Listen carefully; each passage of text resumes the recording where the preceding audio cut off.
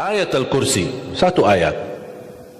Rasulullah SAW bersabda, "Man qara'a ayat Al-Kursi dubura kulli salatin laysa bainahu wa bainal jannati illa an yamut." Barang siapa yang membaca ayat Al-Kursi setiap habis salat fardu, tidak ada sesuatu yang mampu menghalanginya masuk surga. Ayat Al-Kursi ini satu ayat menjaminkan kita masuk surga.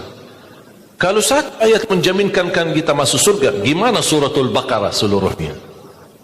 Gimana lagi 30 juz Al-Quran? Assalamualaikum warahmatullahi wabarakatuh. Berjumpa kembali bersama saya di channel Embun Hati, channel informasi, edukasi dan opini publik. Selamat menyaksikan. Memperhatikan Al-Quran itu sangat kemuliaannya buat kita. Semakin banyak perhatikan Al-Quran, semakin manfaatnya buat kita. Contoh, ayat Al-Kursi, satu ayat. Rasulullah SAW bersabda, "Man qara'a ayat Al-Kursi dubura kulli salatin laysa bainahu wa bainal jannati illa an yamut." Barang siapa yang membaca ayat Al-Kursi setiap habis salat fardu, tidak ada sesuatu yang mampu menghalanginya masuk surga. Ayat Al-Kursi ini satu ayat menjaminkan kita masuk surga. Kalau satu ayat menjaminkan kita masuk surga, gimana suratul Baqarah seluruhnya? Gimana lagi 30 juz Al-Quran? Kata Siti Aisyah radhiyallahu anha, jumlah tingkatan dalam surga Allah sesuai jumlah ayat Al-Quran. Oleh karena itu tidak ada yang lebih tinggi di dalam surga Allah daripada Ahlul Quran. Karena nanti Ahlul Quran ketika masuk surga, Allah suruh baca dan naik. Baca sebagaimana kamu baca di dunia, dan naik posisimu dan darjatmu di dalam surga. Baca naik terus, baca naik sampai bersama Nabi Muhammad di darjat yang tertinggi di dalam surga Allah. Ini semua berkat Al-Quran.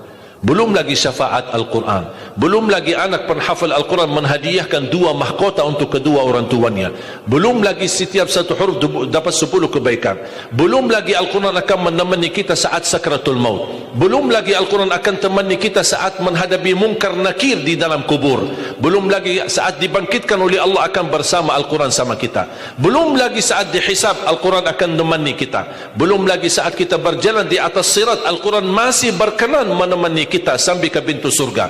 Bahkan ketika masuk surga, Al-Quran tidak akan tinggalkan kita, masih terus masuk bersama kita di dalam surga sampai naik darjat yang tinggi di dalam surga Allah Subhanahu wa taala. Kewajiban kita cuma satu, coba berapa panjang balasan Al-Quran sampai ke surga, tapi diminta cuma satu, berkenan menjadikan Al-Quran teman kita di dunia. Temanilah Al-Quran, akan Al-Quran berkenan temani kita sepanjang hayat, bahkan sepanjang perjalanan kita menuju surga. Itu kemuliaan Al-Quran. Cukup ada seorang ulama dari At-Tabi'in bernama Abdullah As-Sulami, Abu Abdurrahman Abdullah As-Sulami, Abdullah bin Habib As-Sulami. Ditanya, beliau 70 tahun mengajar Al-Quran. Ditanya, wahai imam, apa yang membuat kamu sabar sampai 70 tahun mengajar Al-Quran? Kata beliau, yang membuat aku sabar dan minat menjaga keistiqomahan, bersabda Rasulullah sallallahu alaihi wasallam, khairukum man ta'allama al-Qur'ana wa 'allamah. Sebaik-baik manusia yang mempelajari Al-Quran dan mengajarnya. Itulah ingin saya menjadi orang yang baik bagi manusia, sebagaimana bersabda Rasul, itulah yang membuat saya sabar dalam mempelajari dan mengajar Al-Quran. Siapa yang tidak mau jadi manusia yang terbaik menurut Rasulullah sallallahu alaihi wasallam? Itulah bersama Al-Quran. Mohon maaf, siapa Ali Jabir? Hamba yang biasa, banyak kekurangannya. Yang Allah anugerahkan kemuliaan bukan karena siapa-siapa, tapi karena Al-Quran.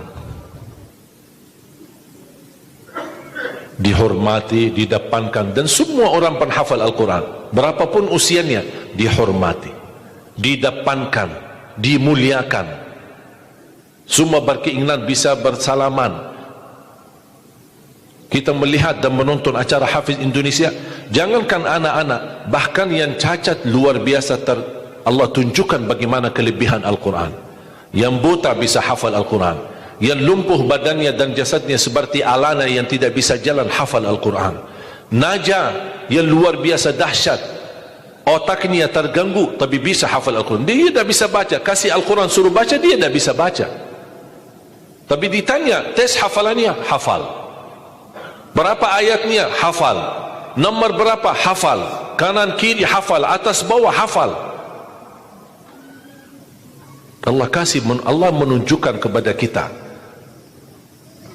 Allah tidak akan melepaskan Al-Quran menjadi jaminan ditolong.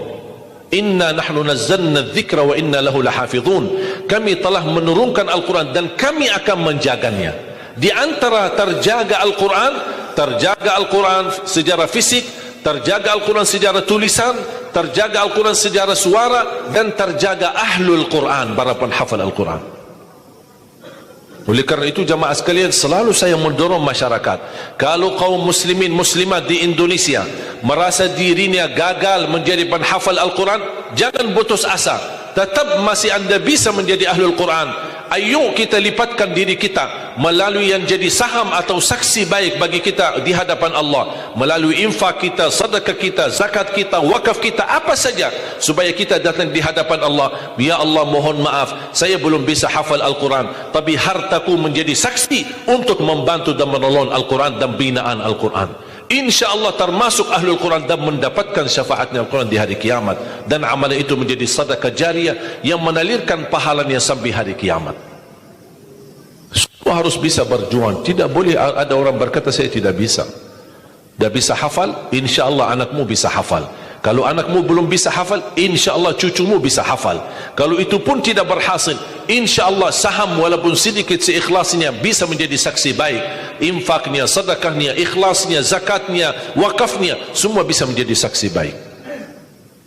Karena kita mendapatkan sebuah kemuliaan Al-Quran. Al-Quran kitab suci yang tidak ada keraguan di dalamnya. Sayang sekali kita bisa kehabisan berhari-hari tidak baca Al-Quran.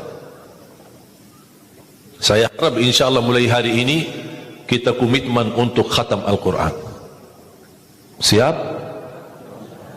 Sedikit demi sedikit istiqamah lebih baik daripada banyak tapi terputus. Dan itu bersabda Rasulullah SAW, khairul amali adwamahu wa inqal. Sebaik-baik amal sedikit tetapi istiqamah daripada banyak tapi terputus. Makanya setiap waktu salat baca 4 halaman. 4 kali 5 sudah 20. Kira-kira cocok? Hah? Siap bu? Mau fikir dulu ya? Kira-kira mau nggak lebih mudah lagi? Masih mau lebih mudah lagi ya? InsyaAllah masih ada, jangan khawatir, masih ada.